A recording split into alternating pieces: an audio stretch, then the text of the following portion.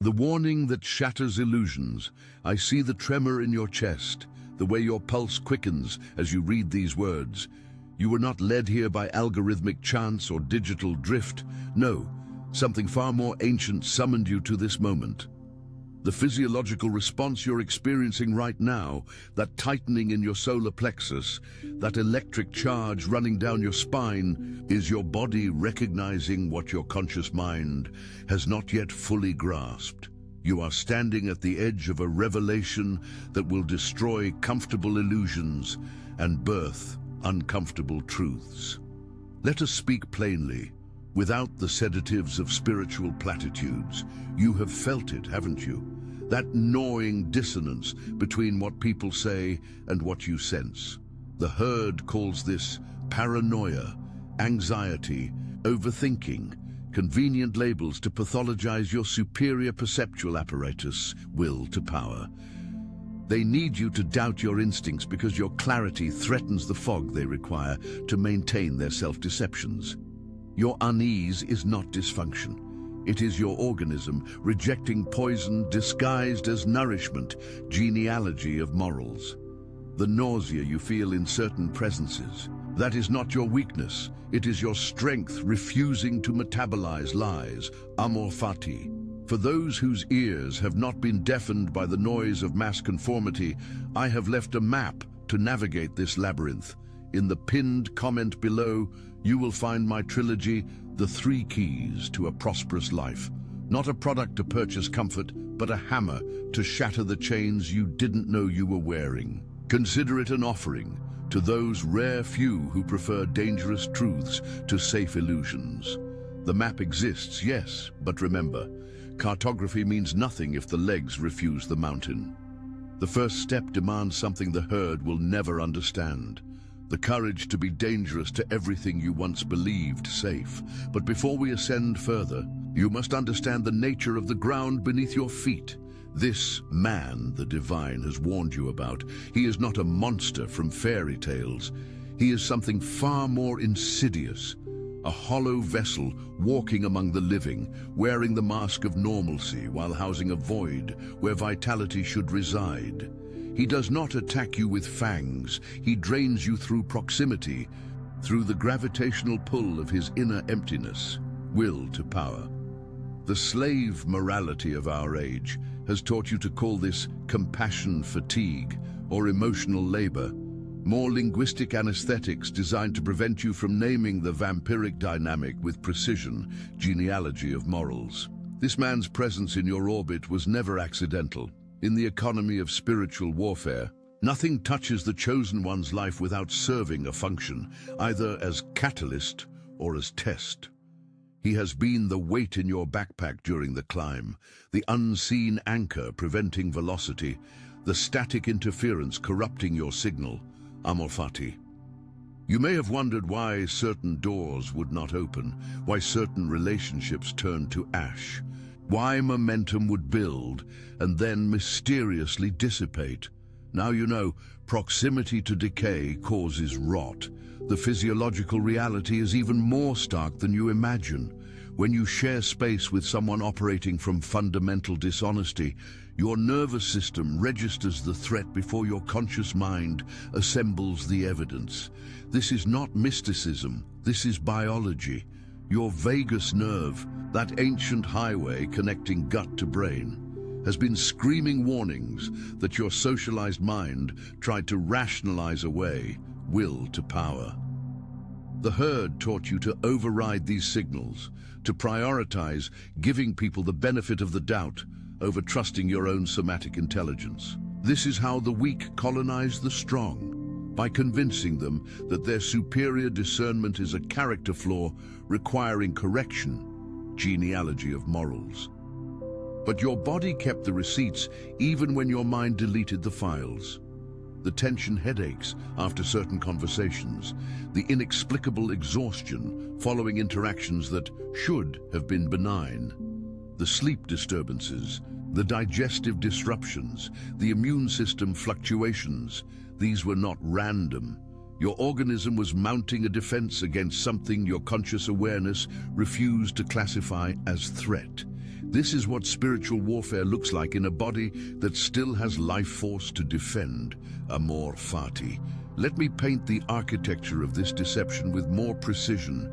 This man walked beside you, perhaps offering counsel when you were vulnerable, perhaps providing support when you were isolated, perhaps even whispering words of affirmation that felt like water in a desert. But examine the aftermath of these interactions honestly. Did you feel expanded or contracted?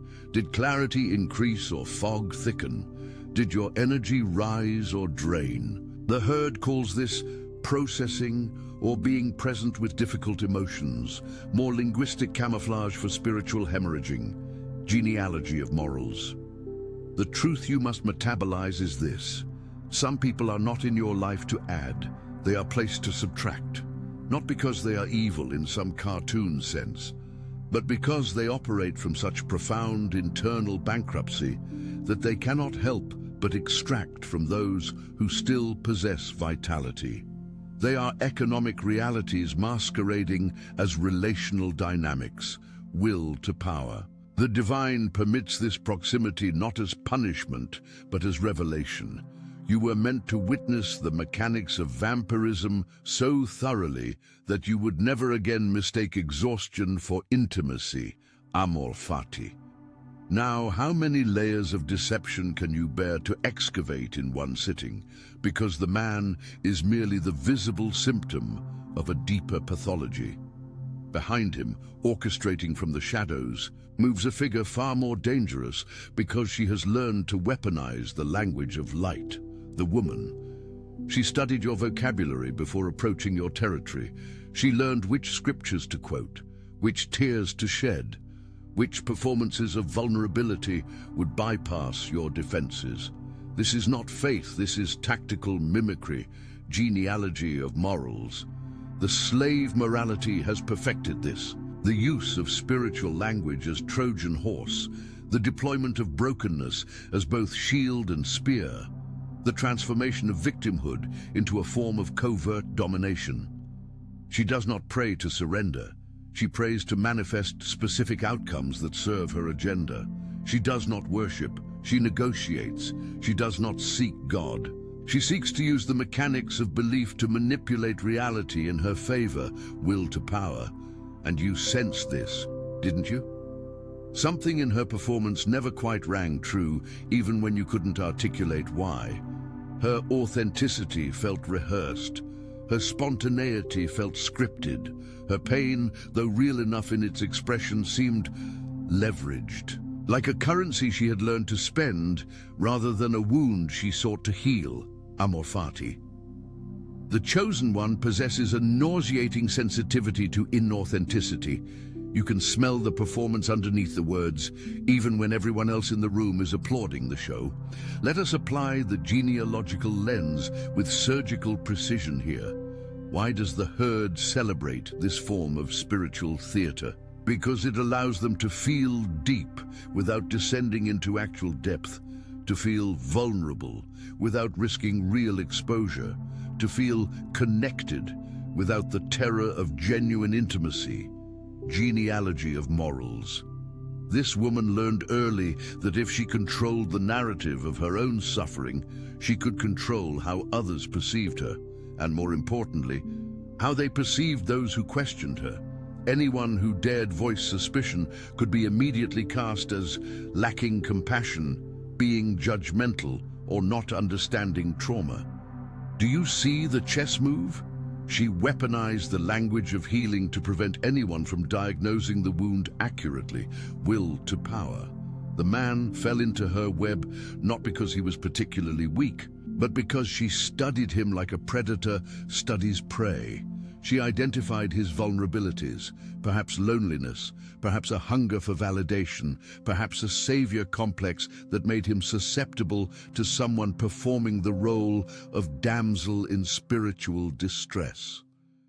She offered him the one thing his ego most craved, whether that was admiration, sexual access, the fantasy of being the one who truly understands her, or simply the intoxication of being needed, and in exchange, he gave her the keys to his kingdom, his secrets, his resources, his positioning, his proximity to you, genealogy of morals. Do you understand now why the divine intervention had to be this dramatic? Because the infection had spread to the walls themselves. You were not merely dealing with one compromised individual. You were living in a system of deception, where the man served as entry point and the woman served as architect. Every delay in your life, every inexplicable obstacle, every door that should have opened but remained locked, trace the lines back far enough and you will find their fingerprints. Amor fati. But here is where your slave morality conditioning will try to betray you again. You will be tempted toward either rage or rescue. Rage. How dare they? Rescue. But maybe if I had been more... Both responses keep you locked in their narrative. Rage makes you a character in their drama. Rescue makes you complicit in their pathology. The aristocratic response, the response of the free spirit, is something else entirely. Cold recognition followed by strategic withdrawal, will to power. The overman does not waste energy on revenge fantasies or savior complexes.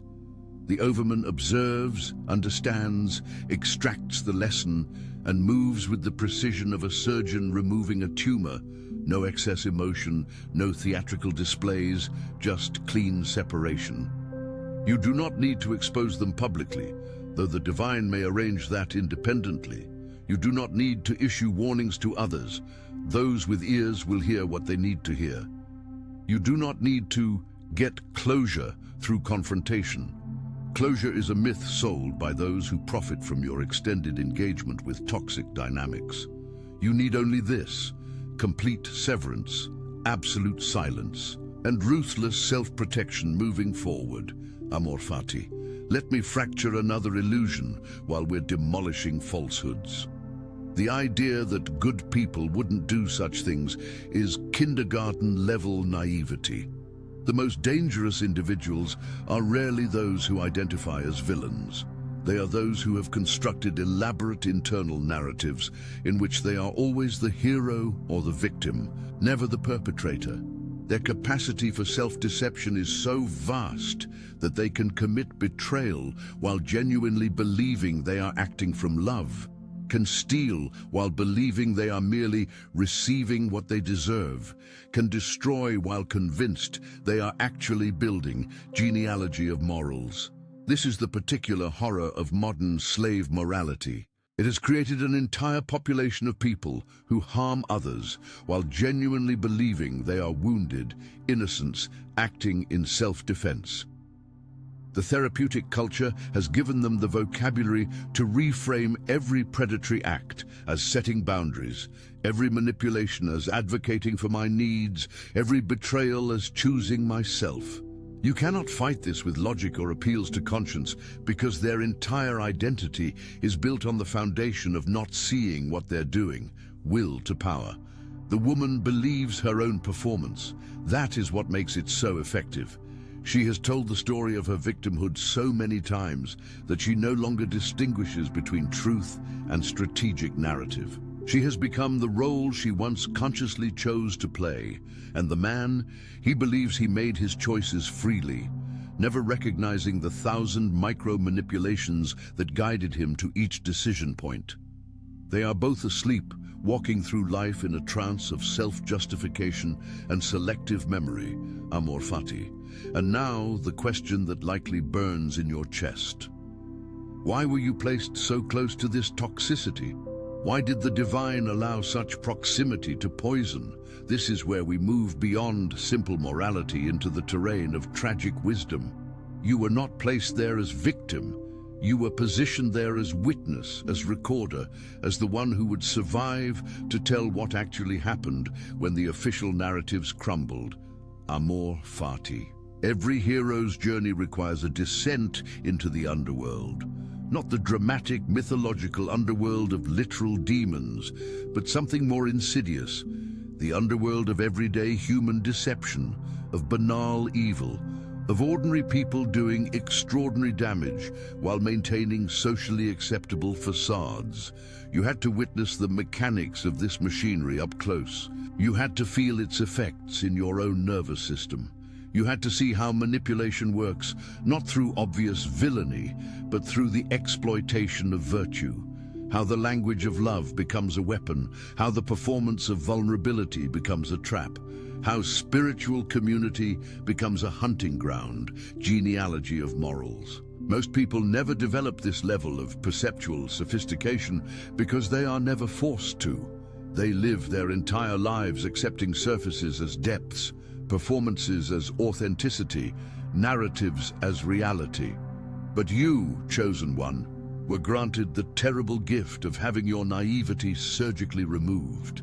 Every interaction that left you confused, every dynamic that didn't add up, every moment when you felt crazy for questioning what everyone else accepted, these were not signs of your dysfunction. These were your initiation into a higher order of seeing, will to power. The physiological cost has been real. Your adrenal system has been in chronic activation. Your cortisol levels have likely been dysregulated. Your sleep architecture has been disrupted. Your digestive function may have become erratic.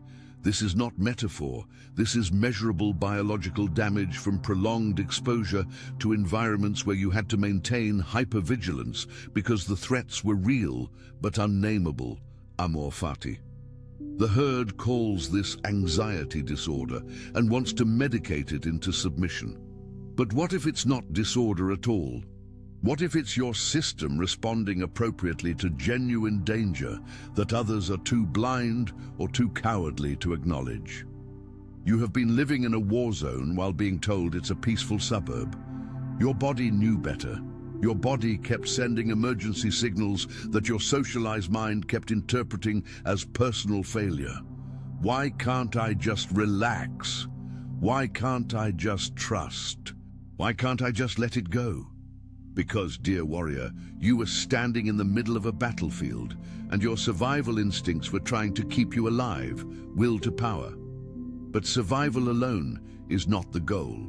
Survival is merely the prerequisite for what comes next, transfiguration. This is where most spiritual teachings fail you. They want you to heal and recover and get back to normal. Back to normal? Back to the consciousness that made you vulnerable to this infiltration in the first place. This is slave thinking dressed in therapeutic language, genealogy of morals. No, you do not go back. You burn the old skin and emerge more dangerous than before. Dangerous to deception, dangerous to manipulation, dangerous to every form of spiritual fraud that parades as enlightenment. The overman is not created by avoiding wounds. The overman is forged in the fire of wounds that could have destroyed, but instead refined, amor fati. Listen to what your body is telling you now. Not the chatter of your anxious mind, but the deeper knowing of your somatic intelligence. There is likely a feeling of rightness emerging beneath the chaos, isn't there? A sense of pieces clicking into place, of patterns finally visible, of the puzzle revealing its picture. This recognition, this is your reward for enduring the confusion. Clarity forged through chaos is unshakable. It has been tested by fire, will to power. Now, practical matters, because philosophy without application is merely intellectual masturbation. The exposure that is coming, and make no mistake, it is coming, will create shockwaves. When the mask finally falls, when the machinations become visible, when the truth emerges from the shadows, there will be collective discomfort.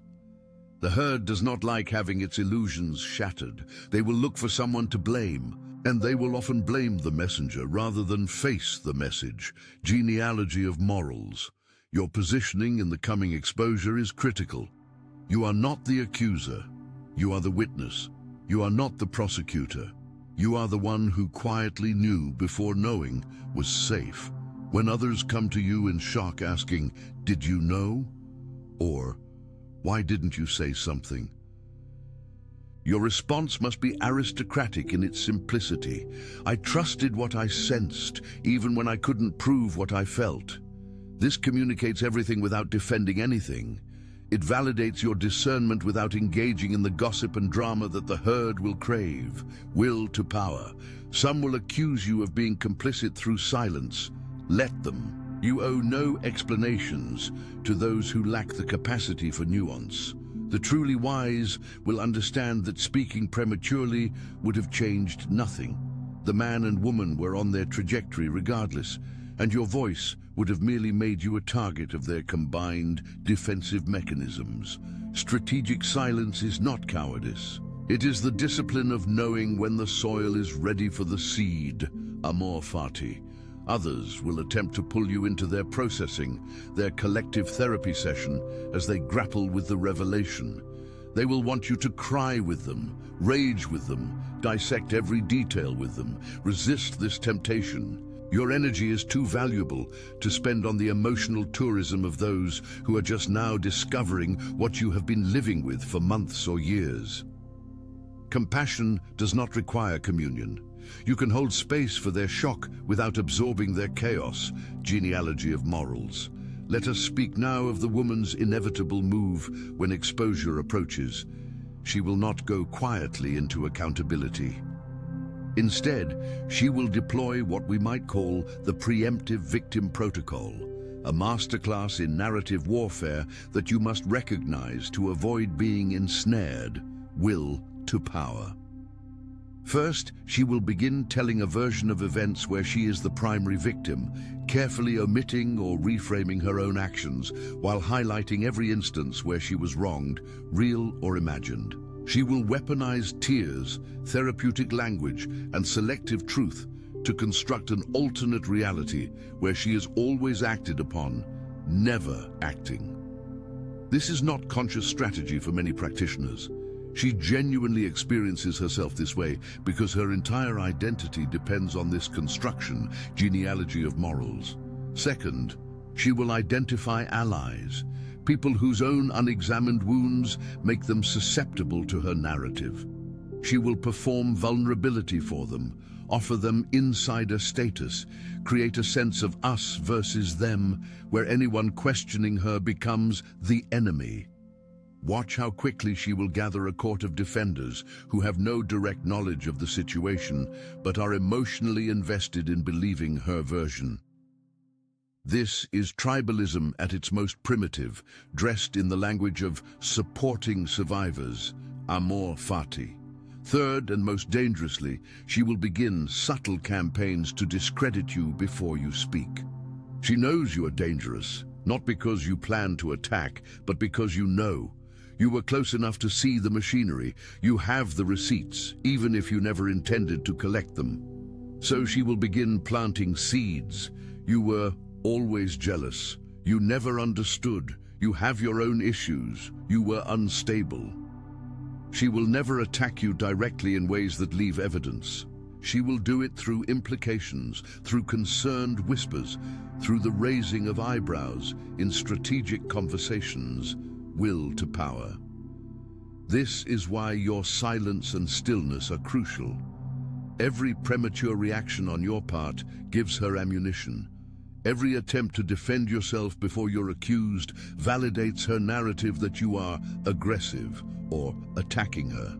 The slave morality has perfected this trap. Provoke a reaction, then use the reaction as proof of the target's guilt. Genealogy of morals. Do not fall for it. The aristocratic countermove is to remain cryptic and calm. When people fish for information, give them nothing they can weaponize. I trust truth to reveal itself in right timing. I'm at peace with what I know. Time will clarify what needs clarity. These non-answers frustrate the gossipers but protect your positioning. They communicate confidence without providing ammunition. Amor fati. Meanwhile, the man faces his own reckoning. He is not innocent, but he is also not the author of this entire drama. He allowed himself to be used, yes.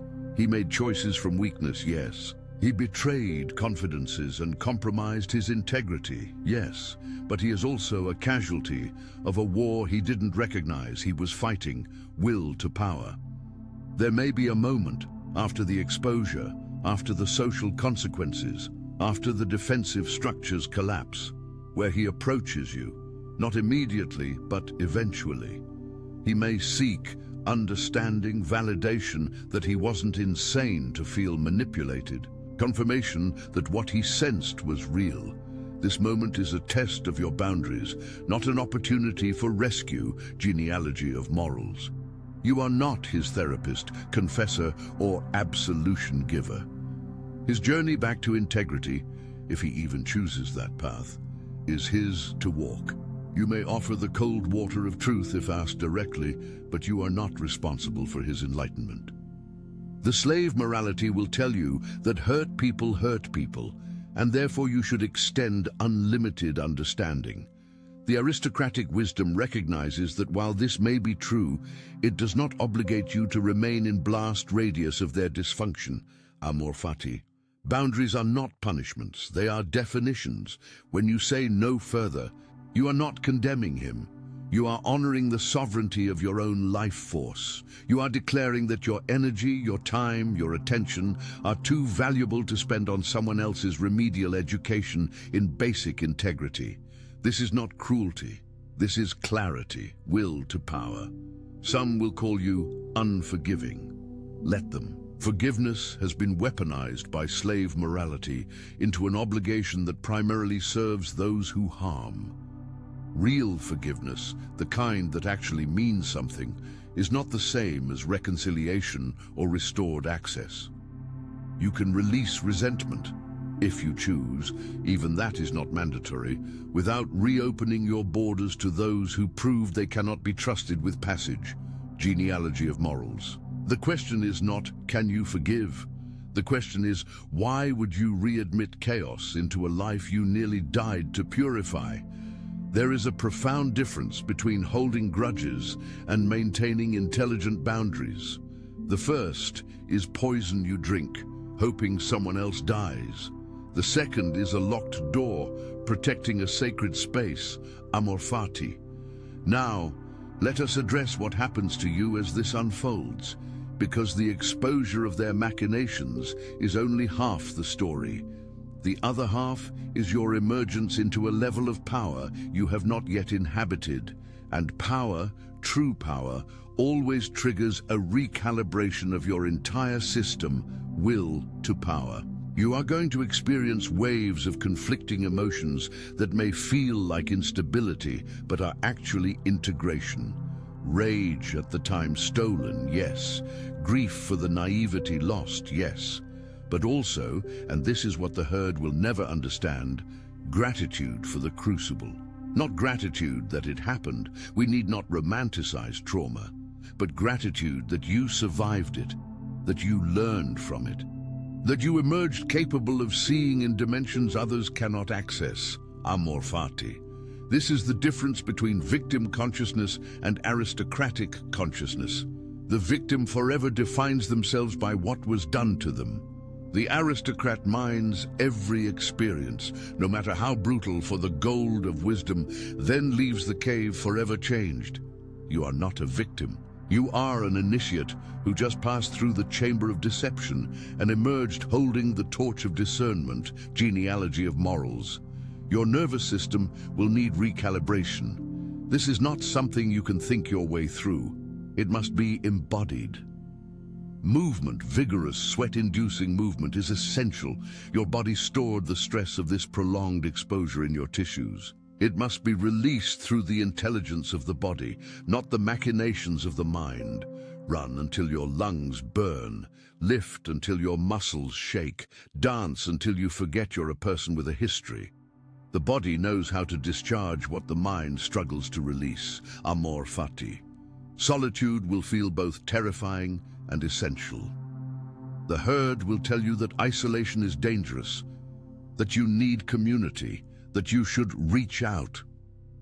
And while connection has its place, there is a particular kind of solitude that only the chosen one can endure. The solitude of having seen too much to ever again fit comfortably in ordinary conversations. Will to power. This is not loneliness. This is the isolation of the peak. The air is thin here, yes. Most cannot breathe at this altitude. Yes, but the view is staggering. You will find yourself unable to engage in small talk with the same ease you once did. The casual lies people tell, the social performances everyone accepts, the unexamined assumptions that govern most lives, all of it will feel like sandpaper against your newly sensitized awareness. Genealogy of morals. This is not you being difficult or intense, though the herd will call you both. This is you refusing to unknow what you now know. You cannot go back to sleep after this awakening. Amor fati. The coming months will test whether you truly metabolize the lesson or merely survive the experience, because here is the trap that catches most who pass through such crucibles. They become so hypervigilant about deception that they close themselves to all vulnerability. They turn their discernment into cynicism, their boundaries into walls, their self-protection into isolation. This would be a tragedy. To survive the manipulation, only to let it destroy your capacity for genuine connection. Will to power. The aristocratic path is narrower and more challenging. To emerge more discerning, but not less open. To develop the capacity to sense dishonesty in others while maintaining authenticity in yourself. To protect your energy without hoarding it. To choose solitude when necessary without making it a prison. This is the razor's edge the overman walks, fully awake to human capacity for deception while remaining fully alive to human capacity for transcendence. Genealogy of morals. You will need new criteria for allowing people into your proximity. The old measures, how nice someone seems, how spiritual their language sounds, how much chemistry you feel, have all been revealed as insufficient. The new measures must be more rigorous. How does my body respond over time to this person's presence? Do I expand or contract in their field? Does clarity increase or fog thicken? Do they enhance my life force or drain it? These are not questions answered in a single interaction. They require the long game of observation, amor fati. Trust, which may feel shattered right now, will rebuild, but differently. You will never again trust naively, and this is good. Naive trust is not virtue. It is unexamined assumption masquerading as openness. The new trust you develop will be earned trust, proven trust. Trust built on patterns of behavior observed over time, not trust granted wholesale at the door. Will to power. Some will call this trust issues. You will know it as wisdom, and here is what you must understand about your future relationships, whether romantic, friendship, or professional. Anyone who is threatened by your discernment is already disqualified. The right people, the ones operating from genuine integrity, will not be offended by your careful observation. They will understand it. They will respect it. They may even find it attractive because it's SIG.